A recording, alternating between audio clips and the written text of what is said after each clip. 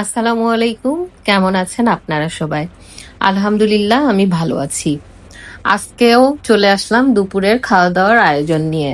তো এই তো এখন হচ্ছে খাওয়া-দাওয়া করব। খাওয়া-দাওয়ার জন্য সবকিছু একদম রেডি করে নিচ্ছি। আজকে কিন্তু একদমই আরো ভিন্ন ধরনের খাবার খাবো।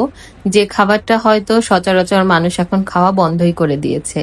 তারপরেও হচ্ছে আমার কাছে খুবই, খুবই টেস্ট লাগে। সেই টেস্টের কারণেই আজকে কিন্তু দেখাবো যে আজকে কি দিয়ে খাচ্ছি দুপুরবেলা।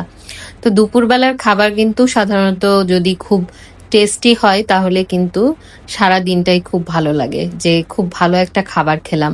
সকালবেলা যেমন তেমন কিন্তু দুপুরবেলা অবশ্যই ভালো হতে হবে। এটাই কিন্তু স্বাভাবিক, তাই কিনা বলেন? তো আমার কাছে কিন্তু সেটাই মনে হয়। তো এই তো আমি হচ্ছে গোসল-টোসল করে চলে আসছি একদম বরাবরের মতো। তো খাবো কি দিয়ে সেটাই কিন্তু এখন আপনাদের সবাইকে দেখাবো। খাবারটা কিন্তু খুবই স্পেশাল, আমার কাছে স্পেশাল। এখন বাদবাকি আপনাদের উপর রইলো। এই দেখেন আমি বের করে ফেলছি। এটা কিন্তু একদম কচু শাক হচ্ছে ভর্তা। তো কচু শাকের ভর্তা কার, কার খেতে ভালো লাগে প্লিজ কমেন্ট করে জানাবেন। আর আমার কিন্তু খেতে খুবই ভালো লাগে, সেটা তো আমি কিছুক্ষণ আগেই বলছি। তো এখন হচ্ছে কচুর শাক যে ভর্তা করছি এটা দিয়ে খেয়ে দেখবো যে কিরকম হইছে।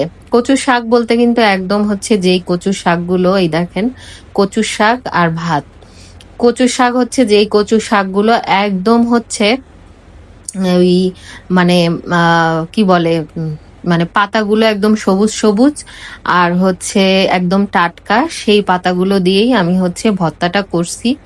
এই কচু শাকগুলো খুব ভালো জায়গায় হচ্ছে মানে হয়েছিল।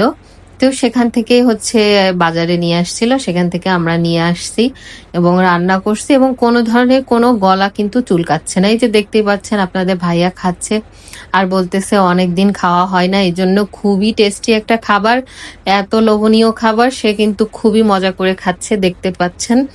তো আমিও এখন খাওয়া শুরু করছি। খাবার দেখলেই বুঝবেন যে আসলে আমার কেমন লাগছে। তো আমার কিন্তু খুবই ভালো লাগে এই কচুর শাক। কচুর শাক কিন্তু অনেক উপকারী একটা শাক। তো আপনারা যদি চান খেয়ে দেখতে পারেন। এই দেখেন আমি কিন্তু অবশ্যই রিভিউ দিয়ে ফেলছি যে খুবই, খুবই টেস্টি। এর মধ্যে কিন্তু আপনাদের ভাইয়া হচ্ছে জুস খাবে, আপেলের জুস। সেই জুসটা হচ্ছে গতকাল নিয়ে আসছিল। তো এটা ফ্রিজে ছিল, সেটা খাবে, এই জন্য দুপুরবেলা খাবে সে। তো বের করে নিয়ে আসছে, এটা কিন্তু আপেল জুস, ঠিক আছে? তো আপেল জুসও কিন্তু খুবই টেস্টি আর এই আপেল জুসটা আপনারা পেয়ে যাবেন যে কোনো শপিং মলে এবং জুসটা কিন্তু খুবই খুবই স্বাদের, না খেলে বুঝতে পারবেন না কতটা হচ্ছে ইয়ামি। এই গরমের মধ্যে ১ কাপ জুস হয়ে গেলে কিন্তু খারাপ কিছু হয় না, সেই রকম একটা ফ্লেভার চলে আসে খাবারের মধ্যে। তো এখন খাচ্ছে হচ্ছে খাসির মাংস ভাজি করছি, সেই খাসির মাংস ভাজি দিয়ে খাচ্ছে। দেখেন খাসির মাংসগুলো কিন্তু ভাজি করার স্টাইলই হচ্ছে কি যে একটু একটু পোড়া পোড়া হয়ে যাবে, তাহলে কিন্তু খুবই একটা টেস্ট লাগে। এটা হচ্ছে আমাদের এলাকার খাবার, আমরা এইভাবেই খেয়ে থাকি।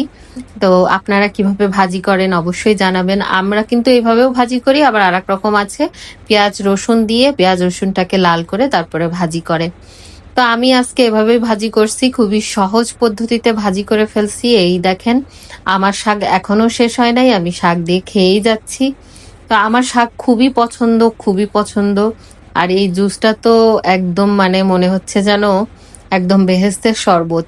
তো এই যে খাবার দাবার খেলাম আজকে দুপুরবেলায়, এর থেকে মনে হয় ভালো খাবার এই বছরেও খেতে পারি নাই। খুবই অসাধারণ খাবার, খুবই টেস্টি। আমি কি বলবো, মানে আমি ভাষায় খুঁজে পাচ্ছি না। তো ভিডিওটা এই পর্যন্ত, সবাই ভালো থাকবেন, আল্লাহ হাফেজ।